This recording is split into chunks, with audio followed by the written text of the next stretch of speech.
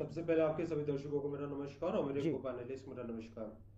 देखिए, सबसे पहले मैं यही कहना चाहूंगा कि आज के समय पे भारतीय जनता पार्टी के जो फ्रंटल ऑर्गेनाइजेशंस हैं, वो उनकी ईडी बन चुकी हैं, वो सीबीआई बन चुकी हैं और पुलिस बन चुकी है। किस प्रकार से ईडी के सहारे, किस प्रकार से सीबीआई के सहारे तमाम ऐसे प्रशासनिक संस्थाएं जो इस देश की विकास के लिए, इस देश की न्याय प्रणाली के लिए होने चाहिए थे, उसका इस्तेमाल भारतीय जनता पार्टी जो है अपनी राजनीतिक प्रतिशोध के लिए करती है। किस हम्म। प्रकार से विपक्ष के नेताओं को दबाने का काम किया जाए, उनकी आवाज को बंद करने का काम किया जाए, ये भारतीय जनता पार्टी करने का काम करती है। हम्म।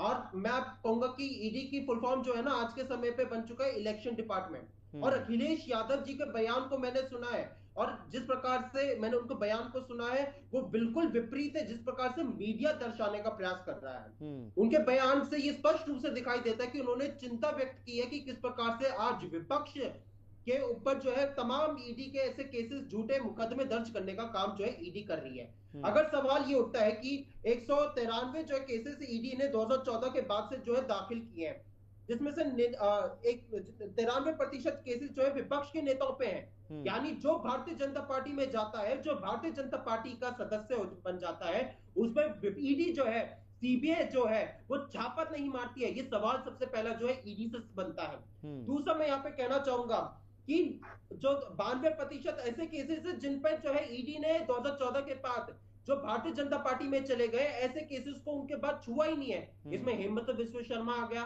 इसमें शुभेंदु अधिकारी आ गए, यहाँ पे नारायण राणे आ गए। सवाल ये उठता है कि मोदी जी की किस बात को माना जाए।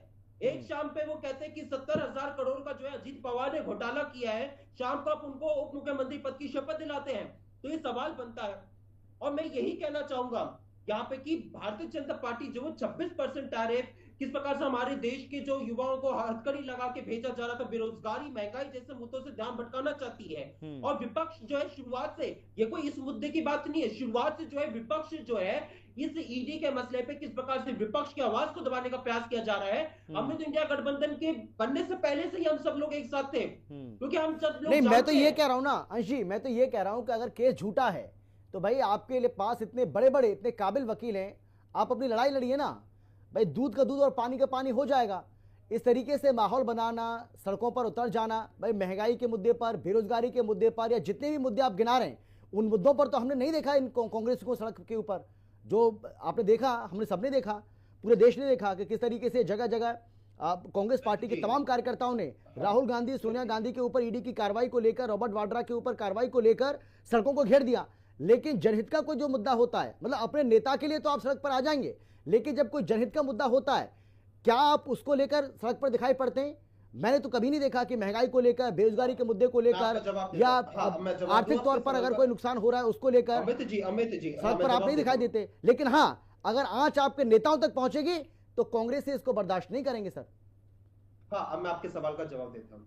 सच्चाई ये है ना कि मीडिया ने अगर इस देश की जनता को सच्चाई दिखाई होती, जो तमाम बड़े चैनल थे, तमाम ऐसे चैनल थे, अगर इस देश की सच्चाई को दिखाई होती तो पता चलता कि विपक्ष ने बल्कि तमाम ऐसे मुद्दों को, और कांग्रेस पार्टी ने तो बल्कि पुरजोर तरीके से मुद्दों को उठाया है। हमने महंगाई पर कितनी बार हमने ऐसे जो है धरने प्रदर्शन किए हैं। हमने कितनी बार संविधान को, जब भारतीय जनता पार्टी ने चीर चीर किया, हमने तब किया है। जब बांग्लादेश में हमारे हिंदुओं भाइयों पर अत्याचार हो रहा था, भारतीय जनता पार्टी की सरकार मौन होकर बैठी थी, तब भी हमने आवाज उठाई थी। हमने तब भी आवाज उठाई थी कि इस प्रकार से 26% टैरिफ जो अमेरिका ने लगाया और भारत की सरकार चुप रही। हमने तब भी लगाया जब अमेरिका जो है भारत के युवाओं को जो है हथकड़ी में भेजा था। हमने तब भी सरकार से सवाल पूछने के लिए आवाज उठाई। हमने तब भी विरोध प्रदर्शन किया। हमने बेरोजगारी पे इतनी बार प्रदर्शन किया, हमने महंगाई पे इतनी बार प्रदर्शन किया। कितनी बार मैं आपको बता सकता हूँ, आपको तस्वीरें दिखा सकता हूँ कि हमारी महिला कांग्रेस की जो नेता है, उन्होंने बीजेपी के मुख्यालय के बाहर जाके प्रदर्शन किया महंगाई के मुद्दे। चलिए अंशी, मैं लौटूंगा आपके पास।